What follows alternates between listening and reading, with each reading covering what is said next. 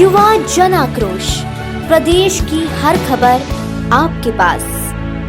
केंद्रीय मंत्री ज्योतिरादित्य सिंधिया ने एमपीसीए की बैठक के बाद मीडिया से चर्चा करते हुए कहा कि एमपीसीए का झंडा हमेशा बुलंद रहा है। खुशी की बात है कि एमपीसीए दोबारा उसी शिखर पर पहुंच रहा है। इंदौर के खिलाड़ियों का सम्मान किया और खिलाड़ियों की तारीफ में ज्योतिरादित्य सिंधिया ने कहा कि आवेश खान, वेंकटेश्वर अय्यर और महिला क्रिकेटर पूजा ने जो कर दिखाया है वह काबिले तारीफ है, अत्यंत गौरव की बात है और महिला क्रिकेटर को भी प्रोत्साहन देना सदैव मेरी प्राथमिकता रही है। साथ ही उन्होंने कहा कि जल्द ही एक अंतर्राष्ट्रीय क्रिकेट की शुरुआत कर पाएंगे।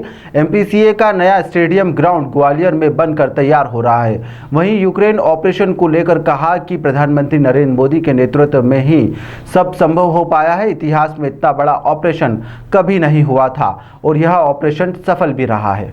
देखिए, पहले तो जो आपने कहा आपको मैं धन्यवाद देना चाहता हूं, पर पूर्ण रूप से आपके साथ सहमत नहीं हूं, क्योंकि आपने 50% बात कह दी पर बाकी 50% नहीं कही। ये जरूर बड़ी खुशी की बात है कि एमपीसीए दोबारा उसी शिखर पर पहुंच रहा है जिस शिखर पर एमपीसीए का झंडा सदैव बुलंद रहा है। इतिहास में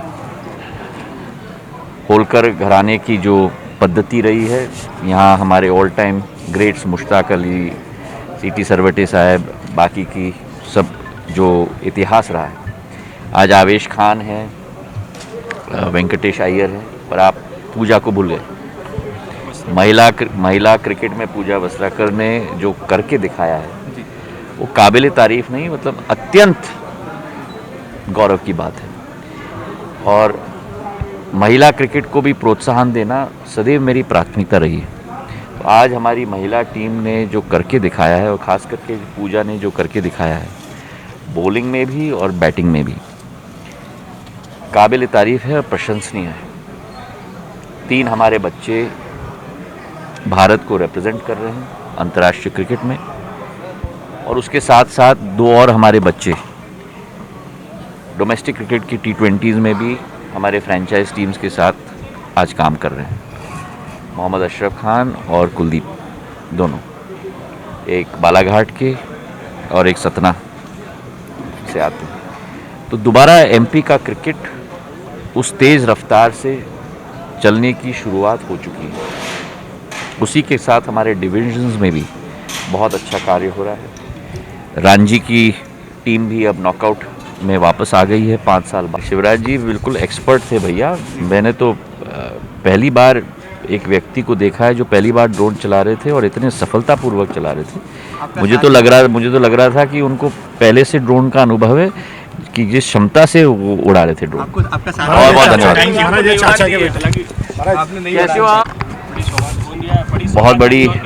बहुत बड़ी सौगात है। इंदौर को तो मैं कोशिश कर रहा हूँ कि जितनी फ़्लाइट कनेक्टिविटी हम लोग दे पाएँ। अभी मैं विमानतल पे उतरा था तो कुछ यात्रियों से मेरी चर्चा हुई। मैंने एक यात्री से चर्चा की, तुमने कहा कहाँ जा रहे हो? कह रहा है, उसने कहा मुझे कि मैं दुबई जा रहा हूँ, जो आपने फ़्लाइट दी उससे मैं सीधा दुबई जा रहा हूँ। तो इंदौर को और मध्य प्रदेश के हर शहर को कनेक्टिविटी प्रदान करना ये मेरा दायित्व है। कल इंदौर, गोंदिया, हैदराबाद, गोंदिया को भी और हैदराबाद को भी, दोनों को हम इंदौर से जोड़ रहे हैं। और इससे जो आवागमन हमारे सीमा तट इलाकों का है उसमें भी वृद्धि होगी। गोंदिया एक बहुत महत्वपूर्ण सेंटर भी है और उससे लाभ भी मध्य प्रदेश की जनता को भी मिलेगी और महाराष्ट्र की जनता को भी मिलेगी। एमपी को नई उड़ान दे रहे हैं। ग्वालियर में देखा कि ड्रोन मेले के दौरान जब ड्रोन शिवराज जी का थोड़ा लड़खड़ाया तो आपने कहा इंडिया के जो बड़े चेहरे हैं क्रिकेटर्स हैं उनको भी आगे आना चाहिए। स्वच्छता के ब्रांड एम्बेसडर के लिए मैं मानता हूँ कि देश का हर व्यक्ति को आगे आना चाहिए। केवल क्रिकेट के खिलाड़ी नहीं, केवल औद्योग जगत के लोग नहीं, केवल सामाजिक संस्थाओं के लोग नहीं, केवल राजनीति के लोग नहीं, मैं मानता हूं कि हर भारतीय को आगे आना चाहिए और हम लोगों को प्रधानमंत्री जी से प्रेरणा लेके स्वयं उदाहरण हम लोगों को पेश करना चाहिए। वो अब कोविड के वजह से थोड़ी देरी हो गई है, लेकिन हमारी कोशिश है कि हमारा पहला फेज़ इस साल के अंत तक या अगले साल के पहले क्वार्टर में हमारा फर्स्ट फेज़ समाप्त हो जाए। तो फर्स्ट फेज़ जब हमारा समाप्त हो जाएगा तो उसके बाद एक अंतर्राष्ट्रीय मैच की शुरुआत हम लोग वहाँ कर पाएंगे। हम लोग बड़े ऊर्जा के साथ उस अवसर के लिए इंतज़ार कर रहे हैं। MPCA का एक नया स्टेडियम और नया ग्राउंड, भव्य स्टेडियम वहाँ तैयार हो रहा है। हमारे 2 सेंटर्स होंगे, इंदौर में और ग्वालियर में, और मुझे विश्वास है कि क्रिकेट में सबसे महत्वपूर्ण भाग केवल स्टेडियम की अधोसंरचना नहीं है, लेकिन टफ विकेट की क्वालिटी है, आउटफील्ड की क्वालिटी है, और हम लोगों का ध्यान विकेट की क्वालिटी और आउटफील्ड की क्वालिटी पर भी है, ताकि एक हाई स्कोरिंग पिच हो, पिच में बाउंस भी अच्छा हो, जैसे सदैव इंदौर और ग्वालियर ने दिखाया है। आज जो वनडे मैचेस में 2 दशक का कीर्तिमान पूरे विश्व का स्थापित हुआ है, वो केवल इन दोनों ग्राउंड्स में स्थापित हुआ है। एक में सचिन तेंदुलकर का 2 दशक था, और दूसरे में सहवाग का 2 दशक का रिकॉर्ड था।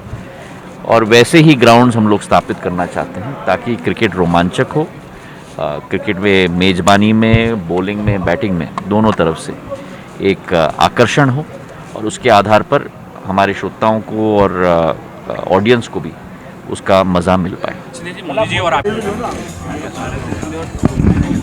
अरे भैया आ जाओ।